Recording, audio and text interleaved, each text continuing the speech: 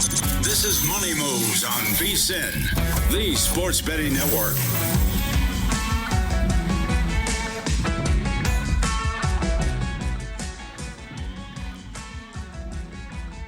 What's going on, everybody? My audio. What's up, folks? Welcome in. It's Money Moves, and we're off to a rip-roaring I am start. not kidding. My audio just went out right as we were counting down to the show, so I don't have anything right now. It's an imperfect science, this live broadcasting thing. It's all right.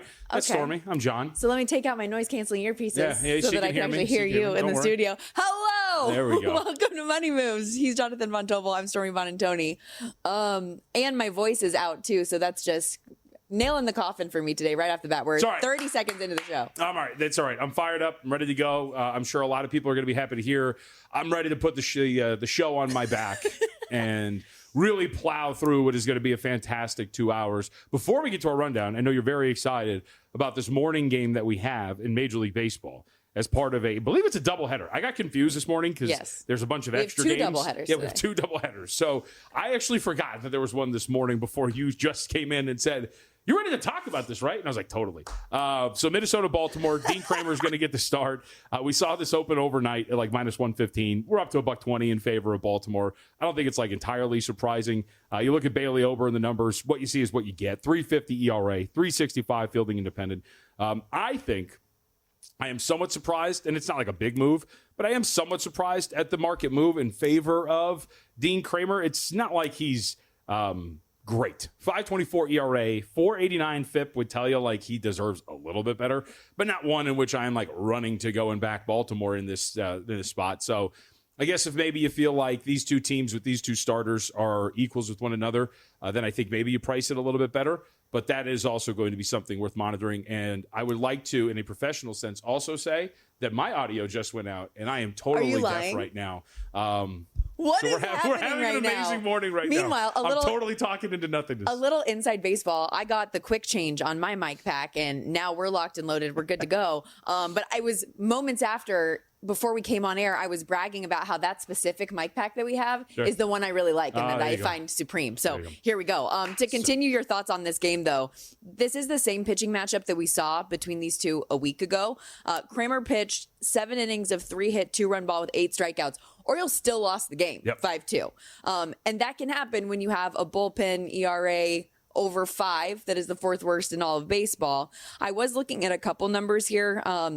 Bailey Ober, sub-2 ERA his last 7 starts, but he's been getting hit. Just going into those numbers, if it was anyone other than the Orioles, I would be betting the hits over 5.5 in this game. But because it's the Orioles and they have the fewest hits of any team in Major League Baseball, I couldn't get there. Bottom 5 batting average, can't get there. So I was very disappointed because that was a bet I really wanted to make. He'd given up six or more hits in 5 of his last 8 starts, allowed at least 5 in 7 of those 8. I want to bet this guy to get hit, but I can't trust this lineup to do it. I would agree with that. I also think, too, to the point of Kramer, to be fair about, like you mentioned, his last start and his last 2 starts have been very good for him. Having said that, you face Kansas City, you face Minnesota, not exactly the best of the best when it comes to some of these lineups. And to your point of wanting to maybe get to Kramer here a bit, look, second time in a row that they're facing this guy. It's his second start against them, so maybe that's going to be something that does not work in his favor. Okay, we'll have 2 more games that will get underway while we're on the air today, but we'll preview those a little bit closer to those first pitches in hour 2. Lots more to get into, though. Big show on tap. So let's set the table with our top 3 items that we do have on deck today for Money Moves. Let's hit it with the rundown. It's time for the top headlines and topics of the day. This is The Rundown. And now look at me putting the team on my back because I can actually hear our graphics. We'll start with number 3 in our top 3 items. Everything you need to know to bet the PGA's second major of the season, the PGA Championship at Quail Hollow, getting underway tomorrow in Charlotte. And we've got a couple great guests that are going to help us break it down. Kelley Bydlon, who you all just heard and saw on a numbers game last hour. Also the co-host of Long Shots. He's going to join us in studio today. And we'll have ESPN Radio golf analyst Reed Fowler in hour 2. Yeah, really looking forward to it. Very excited for Quail Hollow this weekend. Got a few bets. Want to add a couple of more. I thought it was interesting. Kelley went over his best bets right before we came on, and a couple of matchups against Collin Morikawa. So can't wait to hear the logic behind what looks like him fading Morikawa here in this spot and a little bit more. I was kind of laughing about that because he was like, not a huge fade of Collin Morikawa, but every matchup was against him. Yeah. So, okay, Kelley, I see you. We also have Why Not Wednesday on deck today, looking at some different plus money props and situations that that might make you want to say why not, including one thought I have regarding Pete Rose and the Hall of Fame. This, of course, coming with the news last night. He's been posthumously reinstated by Major League Baseball. I was also looking at what you put in the rundown for that segment. Lots of NFL the full schedule release stuff. Yeah, I figured today's the day, right? Today's the day, so let's get excited. And threw a couple of in there, NFL related in terms of Why Not Wednesday, including a long shot that I think a lot of people would very much scoff at, but it's a long shot for a reason, and I have some logic to it. So. Also, why is the NFL trying to force feed us the Kansas City Chiefs on all of our holidays? Why is this happening? Well, especially, it might tie into one of my Why Not Wednesdays, especially when they're not going to be that good this year.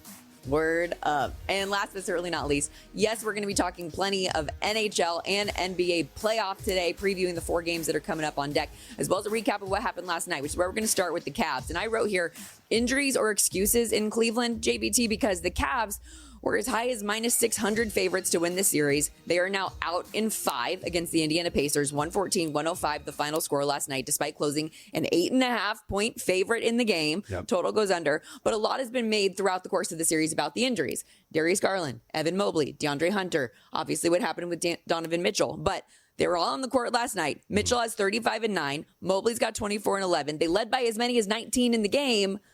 Is that really to blame here? Because I keep hearing that as a pretty consistent argument for the Cavs. Well, much like everything, it's not yes or no, binary, black or white, 1 or 0. I think there's truth in everything, right? So it's part of the story. You cannot deny that is part of the reason why we have gotten to this point. But I would also say that the injuries did not cause Max Strus, after sending out a group text message yesterday, if you don't believe, don't show up to work, going 0 for 9 from the floor. And then he himself not showing up. Correct. And I would say this, because I thought, I mentioned this to Will Hill, our buddy. I was on his podcast, Should Have Bet More, last night, so the episode's out today. I thought there was a play in the third quarter that was kind of exemplary of what this series was all about. In the third quarter, there's a moment where Mitchell cuts off a pass, steals it, goes right down court with it. He stops up, because I don't know if he just thinks the Indiana Pacers are going to let him score. And he gets blocked. He gets blocked at the rim, but what should have been an easy transition dunk. Then Max Strus, I believe it is, comes in for a follow-up, and he misses the shot. So I thought that moment was exemplary of what the Pacers were doing this entire season. And by the way, the reason why I missed the shot is I think Nesmith was the one that came flying down as well to help. The Pacers have been at 110 miles an hour throughout this entire series. They have not slowed down. They have not stopped. They have not accepted that this is going to be an easy transition bucket, to keep the analogy going. They have constantly outworked the Cleveland Cavaliers in so many of the different little moments. So yes, is the reason potentially why the Cavaliers blew game 2 is because Donovan Mitchell had a usage rate of over 50% and he had nobody else to help him and he just gassed out at the end of that team had nothing? Yeah, injuries were part of it. Is Darius Garland clearly not healthy and had to get benched at the end of the game yesterday because he can't move because his toe is in a shoe that had to keep it in place? Yes, that is part of it. But I also think it is very clear Indiana was an underrated team who has a very high ceiling on offense. By the way, that comes from somebody who did the underrating, right? I've laid 1.5 games and 2.5 games with the Cleveland Cavaliers in the series. I think all of it comes together to create why we got here. So it's part of it. It's not the reason why. You really feel for the Cavs as an organization, though. After the season that they had, you win 64 games, second best record in franchise history. You win the division. All of these things are looking up for you. And then it plays out this way. I did love, and it's my fault, I forgot to request this soundbite, but Rick Carlisle after the game talking about how he knew the spreads. He's like, we've been an underdog every step of the way. Knew what it was like for his Pacers team in this series. And now, obviously, like we said, they win it in 5. OKC also wins last night, 112-105 to take a 3-2 series lead over the Nuggets. Total stays under there as well. But the Thunder did not cover that big spread. Your favorite thing, though, right now, JVT, these road teams, 2-0 ATS last night. It's unbelievable. 2-0 ATS. Home team's now 31-30 straight up. Excuse me. Oh, no, I can't go too. No, we're both going. Just a dry spot. No, I promise. I'm good. Home team's 31-30 straight up, 29-31-1 against the spread so far in this postseason. If you look at it from a median result, so the most frequent result here for these home teams, just 1 point. Home court has been absolutely nothing. I'll go back to the stat that I pulled out in the home court piece that I wrote last week, which was the average home team's net rating in non-garbage time now is just about 3 flat, might be just under that. I haven't refreshed it since the Nuggets game last night. But regardless, that would be the lowest when you're talking about average home team net rating for in a postseason since 2017.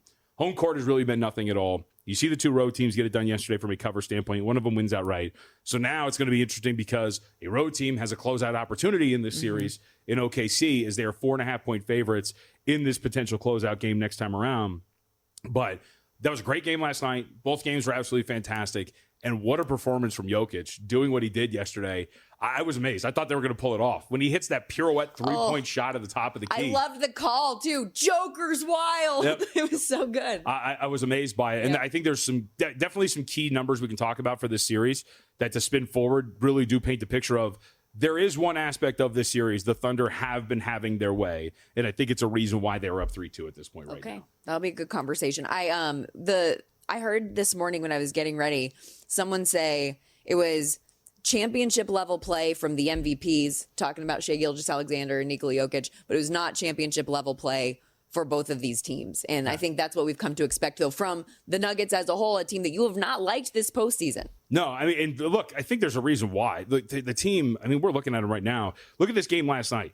You had 3 guys play over 40 minutes and only 3 dudes come off of the bench. 2 of them played 15 minutes or less. No. Yeah, it's a 6.5 rotation. And I think at some point, that's just you can't keep doing that. Those fourth quarter numbers, Jokic versus everyone else on the team, they just, and that's a criticism of Adelman too. I mentioned this to Will on the show last night, which was, I think I understand it to a certain extent, having Jokic play the whole fourth quarter, but you still only have 1 day off in between an elimination game.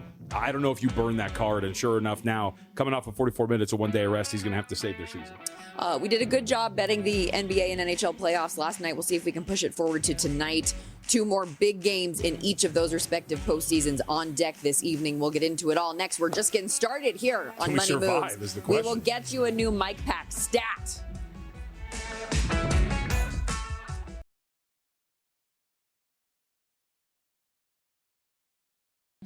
You're watching Money Moves here on VSiN, the Sports Betting Network. It's amazing when I do hear the music and the cues, I do know when to welcome us back to the show. After all, welcome back to Money Moves on VSiN, the Sports Betting Network. Hanging out with you on a Wednesday edition of the program. Jonathan Von Tobel, Stormy Buonantony. We're live in Las Vegas. You said moments ago you're very disappointed in myself and our producer, Brian. Why? Whoa. Why you throw a tag? You said the two of you. No, I said you. I thought you said. I swear you said the two of us, but okay. No. Come on, now don't throw Sorry, Brian under Brian. the bus. I apologize. He understands how this works. I sent you a text message yesterday in our group chat, and I asked you a question. What did you ask? I asked you, Stormy, did you play that alternate Tigers team total? Yeah. We talked about that. Your response was not the proper response. Was it not? Your response was yes, sir. Oh, I should have said, hell yeah, brother. There we go. Come on now. We're trying to get this right. Opportunity missed. Hell yeah, brother. Dang it. Okay, I will be better. But yes, that ended up being a good call. Somehow the Tigers won walking it off at the end. That was a wild game. Javi Baez went absolutely nuts. There's a lot of walk-offs yesterday, actually. Yes, including, one of the most ridiculous, Fernando Tatis completely mistimes the pitch that he gets last night. He does his leg kick and then stops and then still sends that thing out of the park. That was incredible to watch, even though it was at the cost of the Angels, who are actually playing pretty well in this series. But yes, yesterday was crazy. A lot of walk-offs, a lot of fun. The baseball's been good, man. The sports have been good, including the hockey, except for the results for some. Well, yesterday, the handicap was correct, and the Stars end up winning 3-1. Give it up for Granlund. Hat trick, scores all 3 goals for the Stars. His first career postseason hat trick. Jake Ottinger stops 31 of 32 shots. Mikko Rantanen adds another point, 19 points for him now to lead the NHL postseason. And Connor Hellebuck gets beat again. Yep. And it's not like he got lit up, right? It's a 3-1 loss, but added to the list of him being incapable of winning games on the road in the playoffs. 1-12 on the road his last 13 games. Jets have lost every single road game this postseason in St. Louis or in Dallas. And, now Dallas has an opportunity to close out the series coming up this week. And will they do it in Winnipeg? I don't know. But Dallas looks all the makings of a contender for the Cup this year. Yeah, absolutely. I think when you look at I thought it was interesting yesterday when you talk about the game itself, and the even strength numbers that we saw. some of the numbers actually paint the picture of Winnipeg outplaying Dallas to an extent. We talk about shot share and what we have seen. Again, all the metrics that I kind of like to use when you're talking about how do we measure these teams. High danger chances were actually just in favor of Winnipeg, although just by a skosh, like not by that much. So you feel like maybe Winnipeg deserves like a slightly better fate, but not to the point where you're thinking like that was a shocking outcome. And like we've talked about with this team, like they've come up short in these spots. Dallas seems to be a team like I've been impressed with almost every postseason. It would seem the resilience, the ability to win games that they probably shouldn't. And here we are. Yeah, we talked about them winning on home ice last night. Maybe a puck line play plus 170 that cashes. The regulation play, whichever angle that you took to get a better price off of what was a hefty money line for Dallas, that ultimately comes through. We do have 2 huge game 5s coming up tonight, and these aren't going to be low event Canes Caps type hockey. Okay, we should get some fun ones tonight. The Golden Knights on the brink of elimination at home here in Vegas at T-Mobile Arena against Edmonton, and then Toronto looking to re-find a little bit of momentum here against this Florida Panthers team. Went up 2-0 in the series at home, followed up by losing back-to-back games in Florida. They're a plus 114 moneyline dog back at home tonight. Low total in this one at 5.5, and I do actually lean under in this game. I wouldn't be surprised if we had like a 1-1, 2-1 game going into the third period type of a thing in this, what feels like a gotta-have-it game for Toronto. Is Stoller's out still? Yeah. Okay. As far as I know, at least. Because I know he skated yesterday, and that was always it's always the question. That's here. my impression, but it's you know because they're not calling it a concussion, but right, upper body injury or whatever it is, which is again just say what it is. Doing much better is the quote I heard, but right. I still hadn't heard anything about him actually playing in the game. So I mean the reason. So I will just say I think I'm cooked. I have Toronto plus 1.5 games. I think I'm cooked. I think that I think this is Edmonton won the last 4 games. That's a good reverse jinx for you. No, I see. Like I think so Edmonton, if I remember correctly, won the last 4 of the series against LA. Correct? Right? Yeah. Am I right in that? Okay. I think this is the exact same thing. I think Florida's just going to start to take over here. Bob's playing a lot better. Their defense has been absolutely great. As we talked about over the weekend in this last game of the series, the last game in Florida, they were absolutely tremendous. I think they figured something out. And the fact that Stolarz, again, is probably not going to play here today, it's not like my guy, my mind is blanking. Who is our backup goaltender for Toronto? Wall. Oh, yeah, Joseph Wall. Yeah, Sorry. he's played relatively well, but sure. I think Florida's they're turning it on, essentially. Yes, I don't think that you're cooked necessarily just yet. I say that as I look at the odds screen and it's been refreshed and Florida's getting bet a little bit more here. Toronto now available plus 120. I was a believer in Florida from the jump in this series, though. We talked about it earlier. Like, I liked them in the set. I was telling people to bet them in the series when they were down 2-0, even when they were down 2-1. So I feel like they are going to win this series. And a lot of that comes down to they're just the easier team to trust. They've been to back-to-back cup finals. They've won high-scoring games or low-scoring games. They've swept series. They're familiar with coming back in series. I think about 2 years ago when they're down 3-1 to the Bruins, or last year they're down 2-1 to the Rangers. They went down to a game 7 against the Edmonton Oilers after Edmonton clawed all the way back in the cup final. They're just so battle-tested versus a Maple Leafs team that historically loses in these situations. I just, and you look at some of the numbers. So for the series, this is what stuck out to me. On even strength, high danger chances at even strength, Florida 51, Toronto 30. They have 21 more high danger chances than the Toronto Maple Leafs do. Expected goals for at even strength in this series, 11-6. Like, this has been one where the even strength numbers would tell you Florida has dominated this when they are playing all together. Shot share 61 to 39. Like, this has been one where they have just completely outplayed them, and you almost feel like they were lucky, Toronto, to get out of these games in the first 2 and have a 2-0 series lead. I think I'm living on borrowed time here, and we'll see. I think that knife might enter my neck in this game today. There is a prop parlay between the 2 games tonight that I am looking. It's not a huge payout. It's an even money thing when you put them together. But specifically, let's start with the Mitch Marner angle of it tonight. His points prop is set at 1.5. Credit Corsi HL on Twitter for this, but looking at his splits, games 1 through 4 in the last 20 game sample size of the postseason, 6 goals, 20 assists, 26 points. Through a 20-game span. Games 5 through 7, however, 8 games, no goals, 3 assists, 3 points. That's all that he's had. That is a massive swing, and I was trying to think of the best way to kind of monetize the way that he has historically fallen off the back end of these series. And, I mean, the shots on goal haven't been there, the little things. With it being 1.5, you can get the under at around minus 190. And if you parlay that with something else, you can get a good price. And I wanted to parlay it with Jack Eichel for Vegas to have a point tonight. Okay. You put those two together. Yes, they're both juicy, but they're at even money. I really like those two together, both to happen. Eichel 5 points through the first 3 games of this series, was on a 6-game point streak before the shutout the other night, getting held off the score sheet.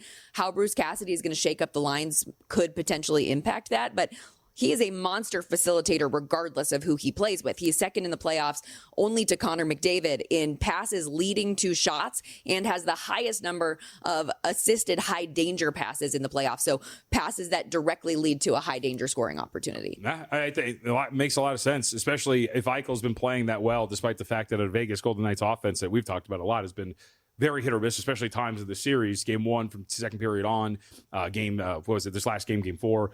It's been really up and down, but he seems to be the most consistent force on this team. Now, you just hope that, unlike a point guard that has a bunch of assist opportunities, but the assists don't go because his guys don't make shots, you hope that maybe that doesn't ultimately happen. But he's been great. And as far as the side in this game goes, Vegas minus 130 home favorites, Edmonton plus 110, total in this one 6.5. I feel like probably if you think that we get a similar type of a style of game as last game, then sure, an under might be the way you want to look. Edmonton available at a plus money price might seem attractive just to close this thing out, considering how much better than Vegas they looked last game. Yeah. But I also don't want to count out the Golden Knights either, knowing what they have done. So this was just kind of a stay away on the side for me. I lean under, but that's about it. I think they're cooked. I think we're done. I think most people feel that way. And I don't blame you for it. I actually, when we have Why Not Wednesday a little bit later, and I know that our producer, Brian, when we do the Are You Interested in this segment coming up in hour 2, there are a couple angles with regards to this series that could be interesting. But I don't feel good about Vegas. They're plus 550 in the series for a reason. I mean, if they were losing these games like how some of them have been, like 5-4, then I don't think you're really too worried about it. But the offense has just been in 2 of the 4 games we've played. It's been hit or miss. It's been really disjointed. And that disjointed effort goes back to the series against the Wild as well. Mm-hmm. In addition to these 2 games that we have on deck in the NHL, we've also got 2 more in the NBA tonight. The Boston Celtics without Jason Tatum, by the way, who had surgery on that torn Achilles after all, with that confirmed. 4.5-point favorite tonight against the Knicks.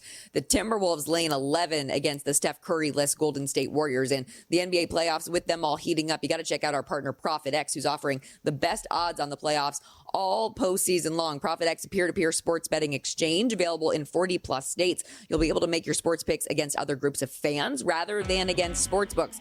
Exchanges guarantee the best odds on average by 10 to 20%. And in some cases, you can even request your own odds. Check out Profit X today. Use the code VSIN, VSIN, and earn up to $200 in profit cash over your first month. We will dive into those 2 games, as well as the PGA Championship coming up after this. VSIN's own Kelley Bydlon joining us here in studio. More Money Moves coming up.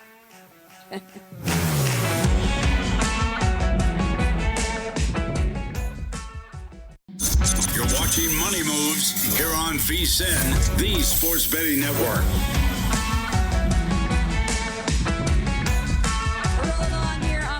VSiN, the Sports Betting Network, Sirius XM Channel 158. Stormy Buonantony, Jonathan Von Tobel, and now Kelley Bydlon on the desk with you, live in downtown Las Vegas, Circa Resort and Casino. Producer of A Numbers Game, you saw him earlier the previous hour here, also co-host of Long Shots, the premier golf betting podcast that we have here at VSiN, the Sports Betting Network. What's going on, buddy? Oh, nothing much. Just happy to be here with you fine folks. JVT, watch your hands, all right? We got to watch the shots, all right? Oh, I apologize. Look, at least they put somebody small in the middle, you know what I mean? So there's no worry of that. All right, so let's start Quail Hollow this weekend. I will ask the generic question.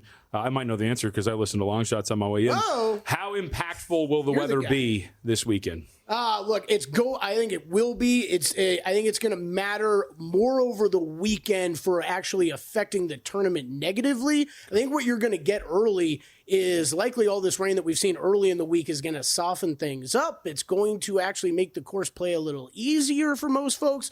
Also, what you're going to hear, and you probably have heard all week, is distance matters a ton here. And it matters even more when you're dealing with wet, soggy grass, that if you can get the ball longer and further and don't have to rely on run out through that, it helps you even more. So the guys that are long off the tee, this is only going to benefit more as we head into tomorrow and Friday. Can I follow up real quick? I'll allow it. How important, thank you. How important is accuracy? Because I know you can drive it, but I thought Wes brought up a great point, which is if it's going to be wet and soggy out there, the greens are manufactured so like they won't be that bad, but the rough can get a lot thicker, right? If it's going to be really wet. So there's that, and also what they like to do with these fairways, they're not super narrow fairways, so they're not very challenging usually. But what you're usually dealing with here is if you're not playing in wet conditions, the ball will often, because of the dog legs, the way the course is shaped, oftentimes some of the guys will drive it and it will end up rolling into the rough. So that actually will stop it early for some of these guys. But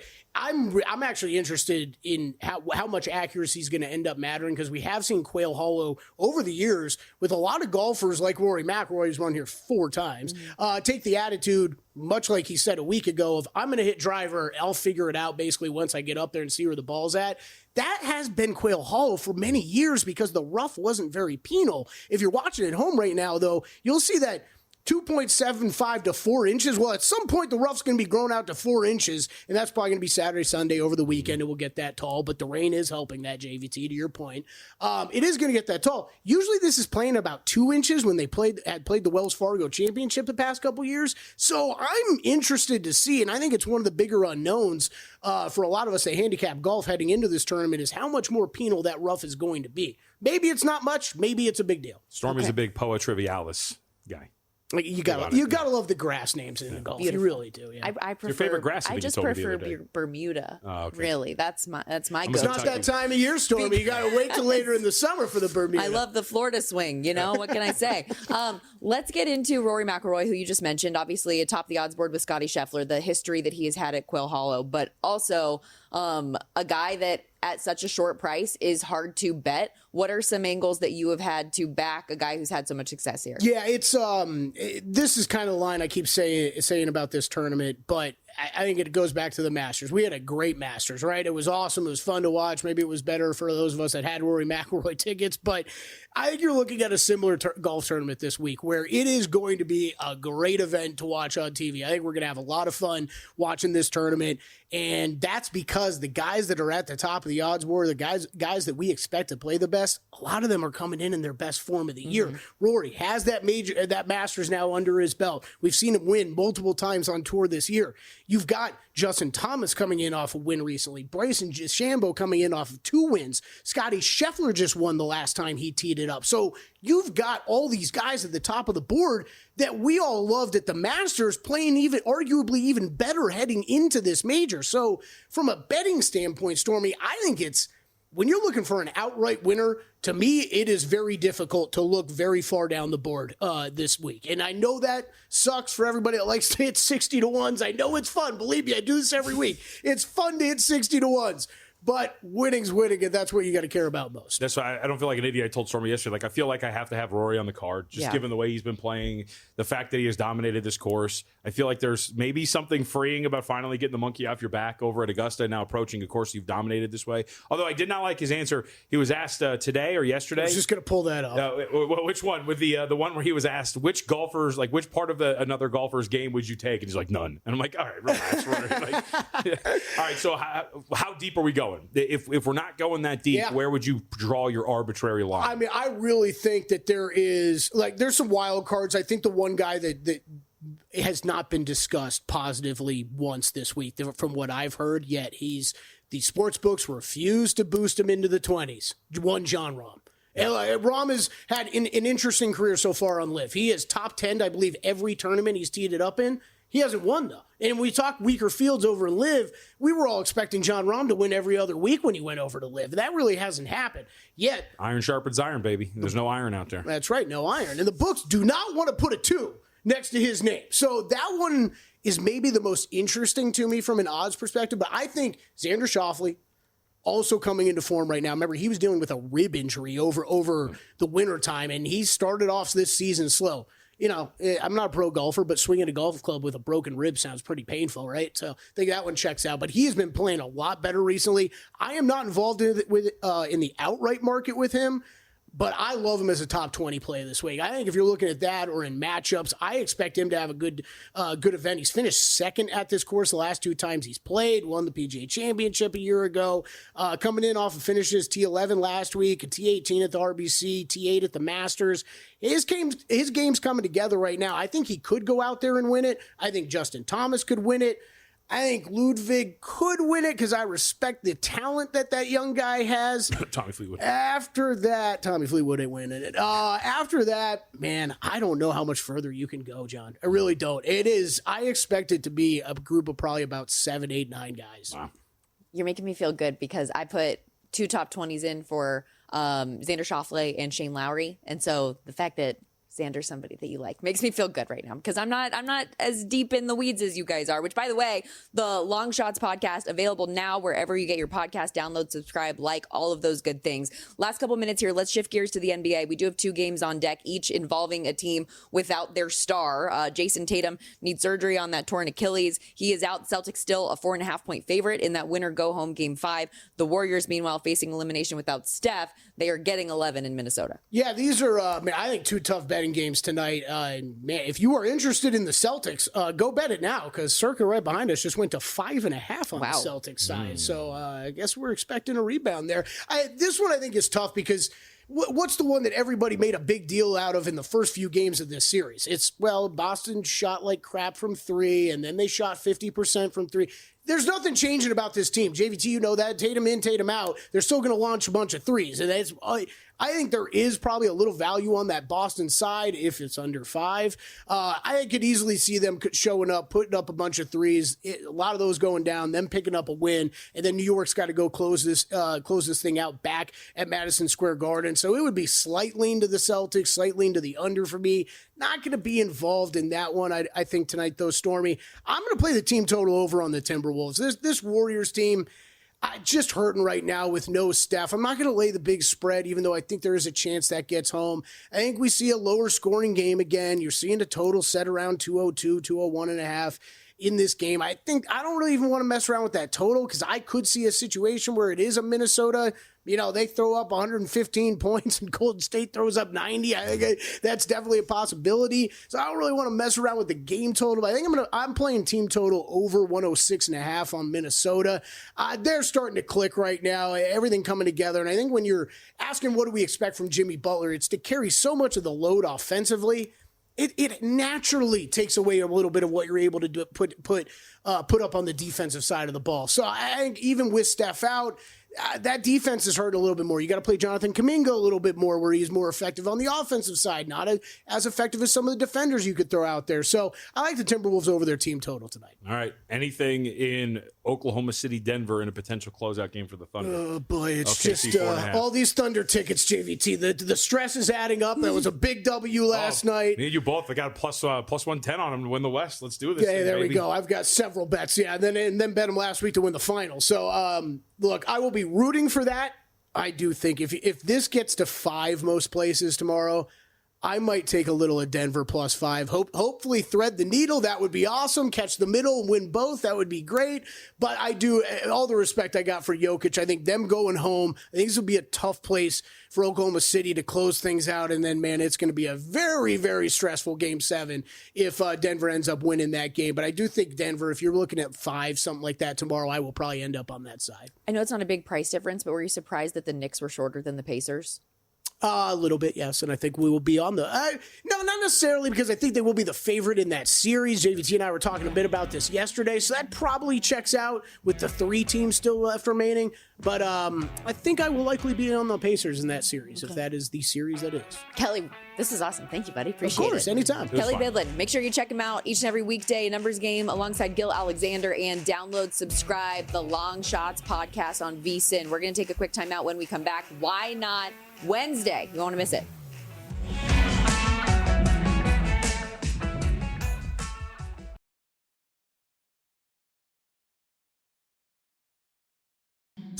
You're watching Money Moves here on VSiN, the Sports Betting Network.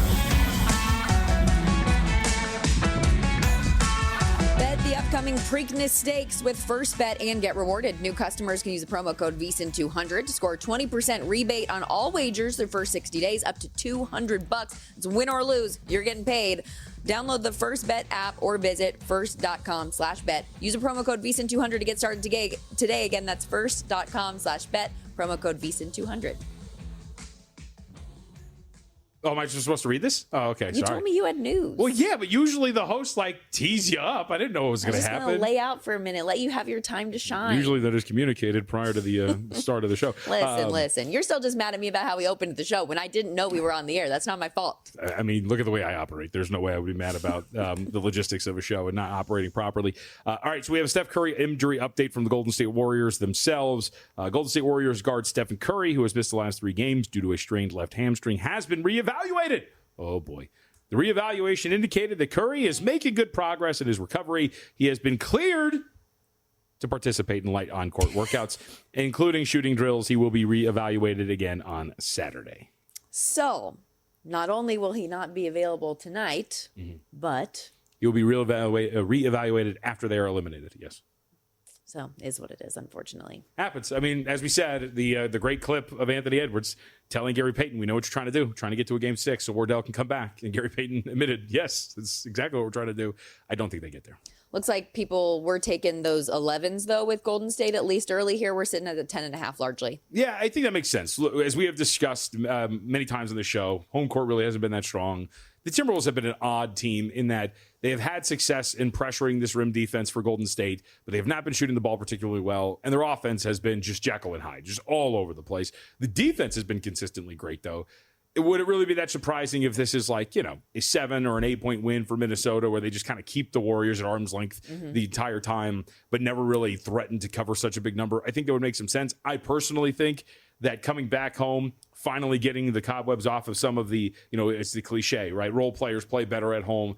Getting your other ancillary pieces outside of Ant more comfortable back at home against a Warriors team that doesn't have Steph. I actually think this could be a lopsided victory. I put a little bit on Timberwolves -10. So we'll see if we can get there. And I did like Kelly's approach, too, taking that Timberwolves team total over 106.5. Okay, we'll get to more basketball a little bit later on. And actually, you might have one play, although it involves the future of the future in the NBA, as we hit on Why Not Wednesday, some plus money props in different situations that could make you want to say, why not? Roll it. Question, maybe a stupid one, but I'm just spitballing here. Can it make you say why not? That wasn't a stupid question. It's time for Why Not Wednesday. I mean, why not? You know when they say it's so crazy it just might work? So because I teased it, actually, why don't you start there? Wow. You're already looking into the future beyond this year's future for the NBA title. All right, I'm going to hate this. I'm going to do it, and I'm going to hate it. And I can already hear, and it's actually appropriate we're doing this on Why Not Wednesday, as your former partner in crime, Michael Lombardi, we hear him say, I mean, why not? Which I laugh at every time. I don't know why. The Philadelphia 76ers to win the NBA Finals next year at 35-1 or better. No. Why not? No. What about the Philadelphia Sixers? It's not about the Philadelphia 76ers. Any year makes you want to bet them. It's not about them. Okay, what is it about? It's about the Eastern Conference that will not have Jason Tatum, that might not have Giannis Antetokounmpo, that is going to be much weaker next year. When you look at it, Giannis could be going to the West, and the Celtics could be missing their best player. Keep in mind, the Celtics are also in a little bit of a situation when it comes to their finances. Their roster is going to look a little bit different. They're not going to be as deep. The power players in the East could be the Knicks, the Pacers, and not in this particular order.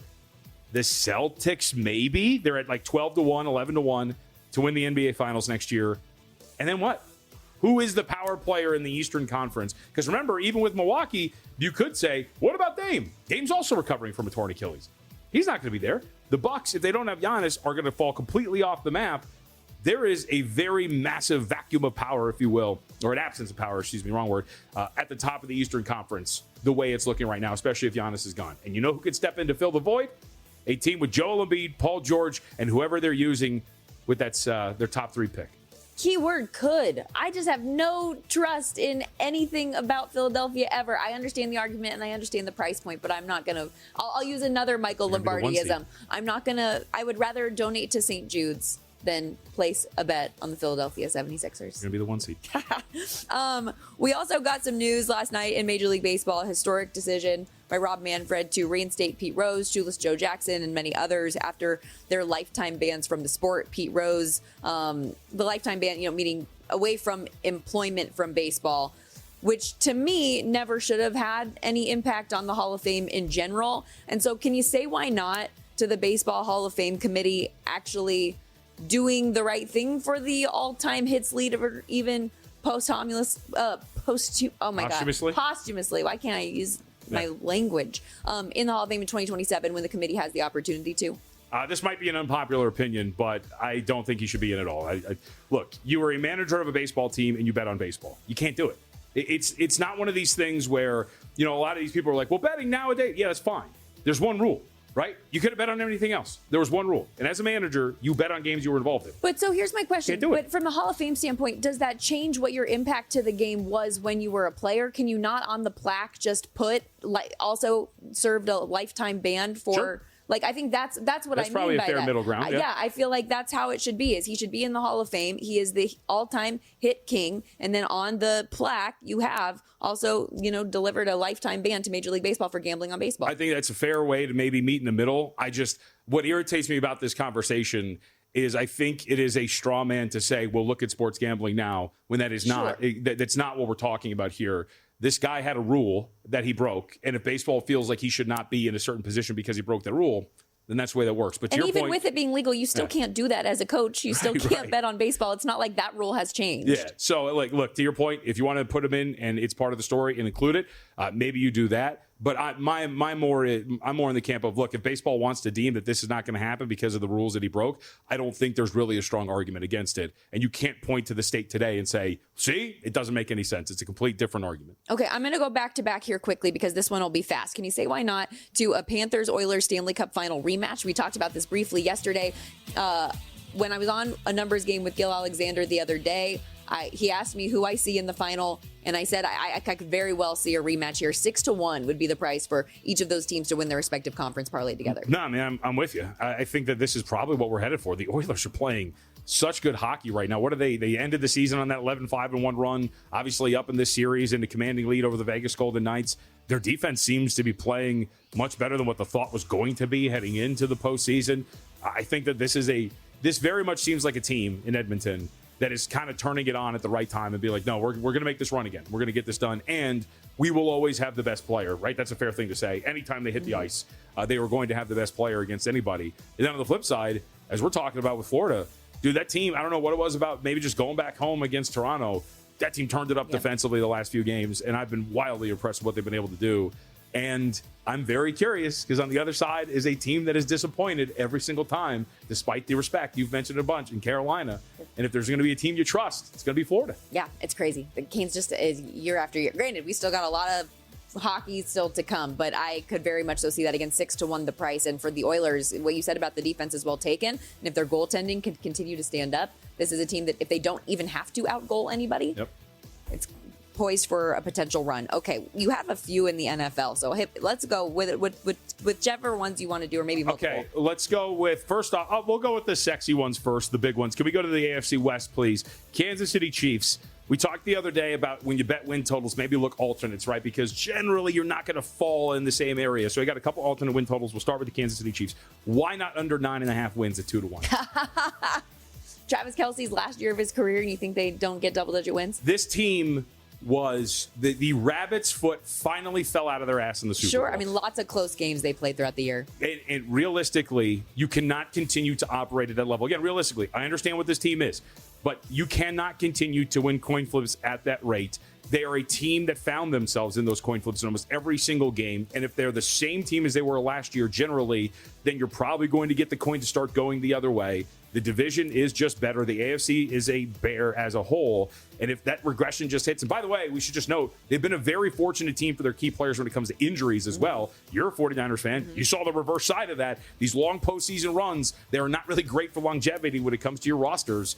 I think there's a realistic chance. And look, under 9.5 wins, you can still be a 9-8 team and make it in. But I think under 9.5 wins at 2-1 is very tempting for the Kansas City Chiefs. I don't hate the bet. And if you do have to hold up your money for the next 7 months, you might as well do it at a good plus money price. I could say why not. I don't hate it. Give me one more. All right, Minnesota Vikings, fewest wins, 50-1. Let's do this thing. You hate J.J. McCarthy. I don't hate J.J. McCarthy. Oh, my gosh. I don't know what J.J. McCarthy is. Do you? I don't think anyone does. Can I just paint this really quick in these last 20 seconds? I'm just going to say, if the Vikings had this overwhelming confidence that J.J. McCarthy was the man, why were we flirting with Aaron Rodgers this offseason? Were we, though? Yes. How much of that was them? I'm just saying, they get to see him, and they were looking for somebody to play in front of him. Dun, dun, dun. We got to take a quick timeout. Resetting hour 2 next. We got some MLB games coming up. Score update for you. Don't go anywhere. If you work in quality control at a candy factory, you know strict safety regulations come with the job. It's why you partner with Grainger.